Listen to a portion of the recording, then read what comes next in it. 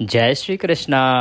आप सभी को अजा एकादशी भाद्रपद मास कृष्ण पक्ष एकादशी की ढेरों शुभकामनाएं। प्रिय भक्तों, आज अजा एकादशी है। आज इस वीडियो में हम सुनेंगे अजा एकादशी व्रत कथा, 11 की कथा। यह कथा आपके व्रत की सफलता के लिए आवश्यक है। भगवान श्रीहरि का यह पावन पवित्र व्रत, इसके करने से मनुष्य की सभी मनोकामनाएं पूर्ण होती हैं।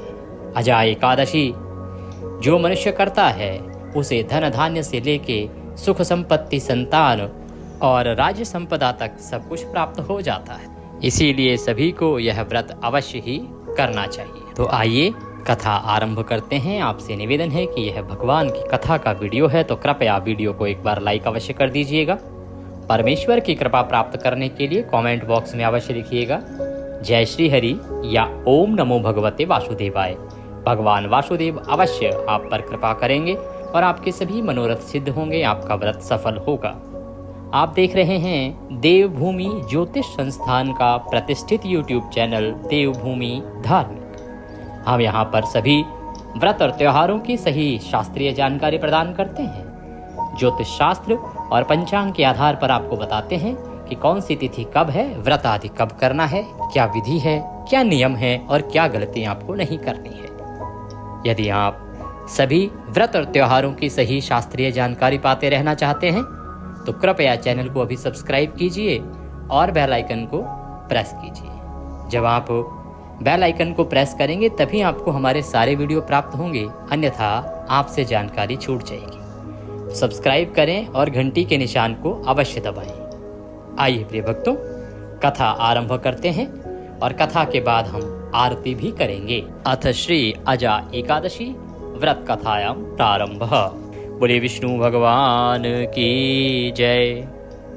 अथ भाद्रपद कृष्णा एकादशी व्रत कथा अजा एकादशी व्रत कथायां प्रारंभ। कुंती पुत्र युधिष्ठिर कहने लगे, हे जनार्दन, भाद्रपद कृष्णा एकादशी का क्या नाम है तथा उसकी विधि और महात्म्य क्या है?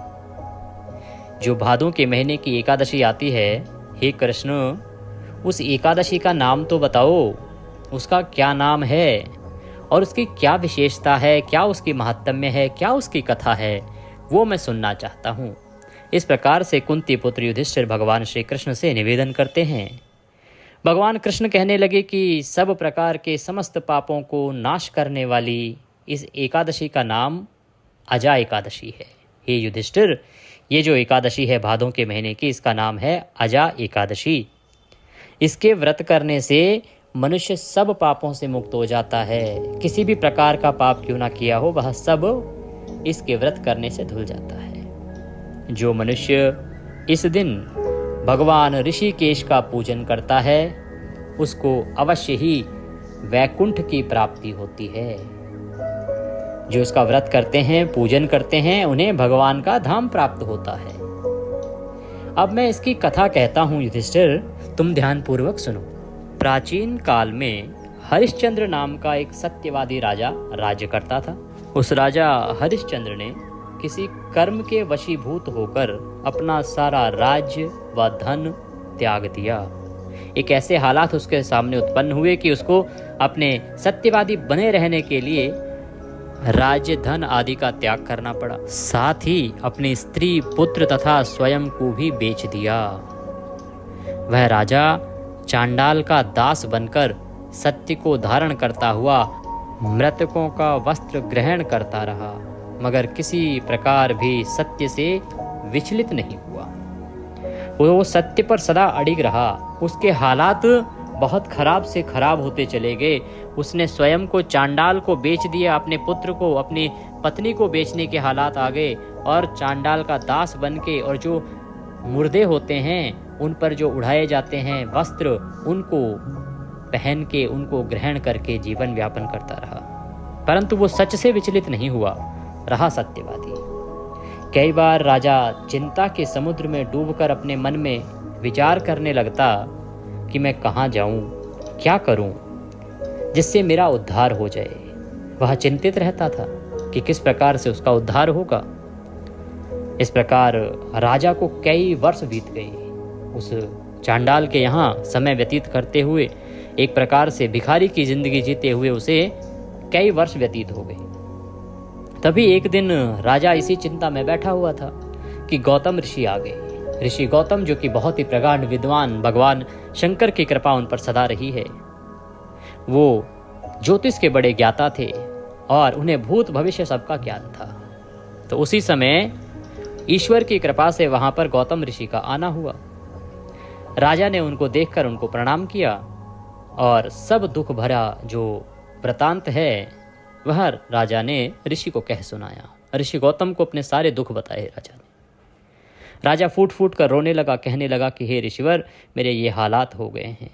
मेरा राज्य, धन, वैभव, पत्नी, पुत्र सब चले गए हैं और मैं स्वयं चांडाल के यहाँ दास बनकर रह रहा हूँ। राजा की यह बात सुनकर गौतम ऋषि अत्यंत ही आश्चर्यचकित हुए, क्योंकि वो जानते थे कि हरिश्चंद्र जो है बहुत बड़े सत्यवादी हैं और बड़े ही धर्मात्मा राजा हैं। उनको भी बड़ा बुरा लगा। उन्होंने कहा कि हे राजन, तुम्हारे भाग्य से आज से 7 दिन बाद भाद्रपद कृष्ण पक्ष की एकादशी है, जिसका नाम है अचा। ये एकादशी आएगी, तुम विधि पूर्वक उसका व्रत करना।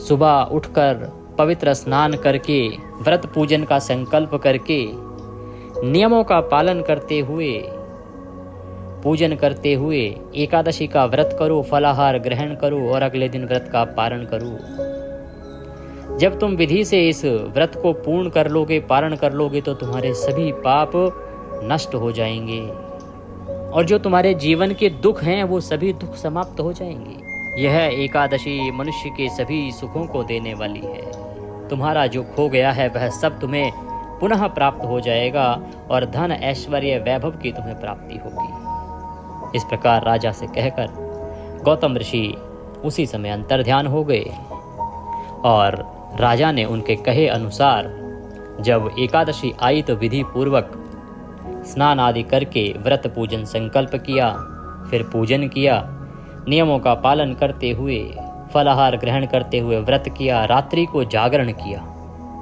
सायंकाल को भगवान का कीर्तन किया और अगले दिन व्रत का सूर्योदय से पहले उठकर स्नान आदि करके पूजन करके पारण किया।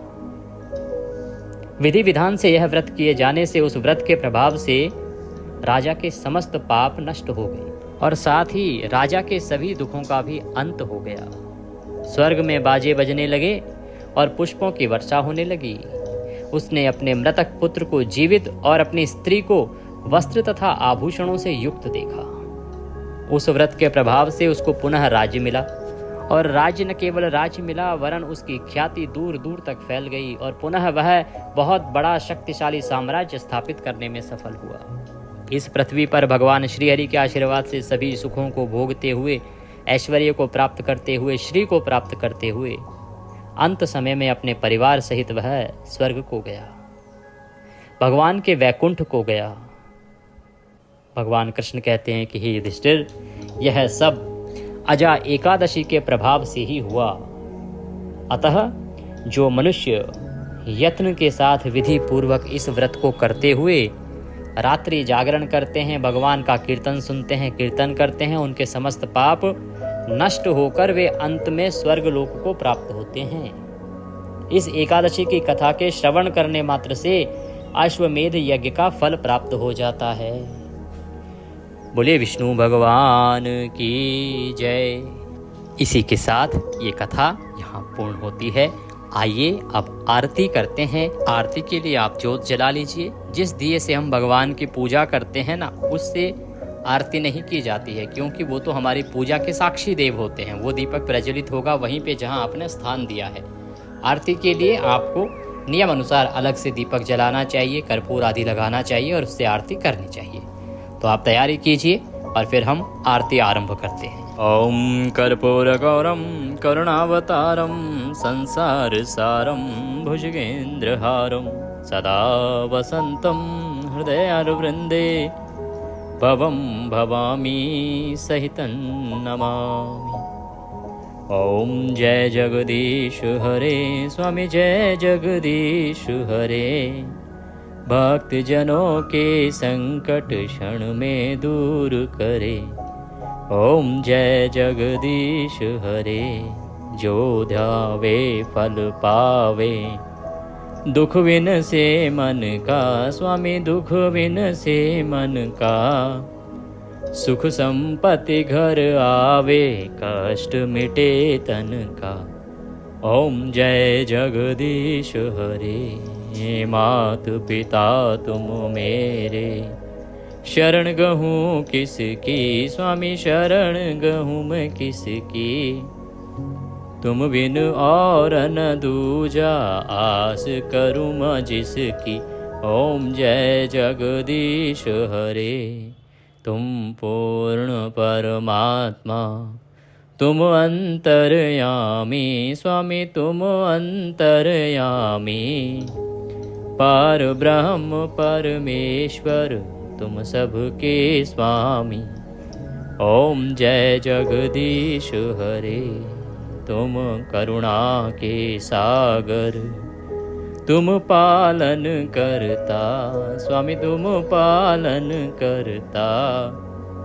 मैं मूर्ख खल कामी, कृपा करो भरता। ओम जय जगदीश हरे। तुम हो एक अगोचर, सबके प्राणपति स्वामी, सबके प्राणपति। किस विध मिलूं दया में, कैसे आऊं शरण में, तुमको मैं कुमति। ओम जय जगदीश हरे। दीन बंधु दुख हरता, ठाकुर तुम मेरे स्वामी, रक्षक तुम मेरे। अपने हाथ उठाओ, अपने शरण लगाओ, द्वार पड़ा मैं तेरे। ओम जय जगदीश हरे। विषय विकार मिटाओ, पाप हरो देवा स्वामी, कष्ट हरो देवा। श्रद्धा भक्ति बढ़ाओ, संतन की सेवा। ओम जय जगदीश हरे। तन मन धन सुख संपत्ति, सब कुछ है तेरा स्वामी, सब कुछ है तेरा। तेरा तुझको अर्पण, प्रभु जी का प्रभु जी को अर्पण, क्या लागे मेरा। ओम जय जगदीश हरे। पूर्ण ब्रह्म जी की आरती, जो कोई जन गावे स्वामी, प्रेम सहित गावे। प्रभु सुबह शाम गावे, कहत शिवानंद स्वामी, रटत हरि हर स्वामी। मनवांछित फल पावे। ओम जय जगदीश हरे। जय जगदीश हरे स्वामी, जय जय दीनानाथ। हे प्रभु जय जय भोलेनाथ हरे। भक्त जनों के संकट क्षण में दूर करे। ओम जय जगदीश हरे। ओम त्वमेव माताश्च पिता त्वमेव, त्वमेव बन्धुश्च सखा त्वमेव, त्वमेव विद्या द्रविणं त्वमेव, त्वमेव सर्वं मम देव देव। मंत्रहीनं क्रियाहीनं भक्तिहीनं सुरेश्वरः, यदि पूजितं मया देवो परिपूर्णं तदस्तु मे। यदक्षरपदभ्रष्टं मात्राहीनं च यद्भवेत् तत्सर्वक्षम्यतां देवो प्रसीदाय परमेश्वरः। बोले विष्णु भगवान की जय। आरती का शीतलीकरण कीजिए जल से। शीतलीकरण करके भगवान को आरती दीजिए, स्वयं आरती दीजिए। पारिवारिक जन यदि साथ में बैठ के पूजन कर रहे हैं तो उन्हें भी आरती दीजिए। इस प्रकार से आपका एकादशी का यह पूजन पूर्ण होता है। कथा आपने श्रवण की है, इसके साथ आपको विष्णु सहस्त्रनाम अवश्य ही सुनना चाहिए। वह वीडियो भी हमने अपने चैनल पर अपलोड किया है, तो आप अवश्य ही अब विष्णु सहस्त्र नाम श्रवण कीजिएगा। साथ ही एकादशी के दिन सायंकाल को कीर्तन का बड़ा फल है। सायंकाल को कीर्तन करना चाहिए, कीर्तन सुनना चाहिए।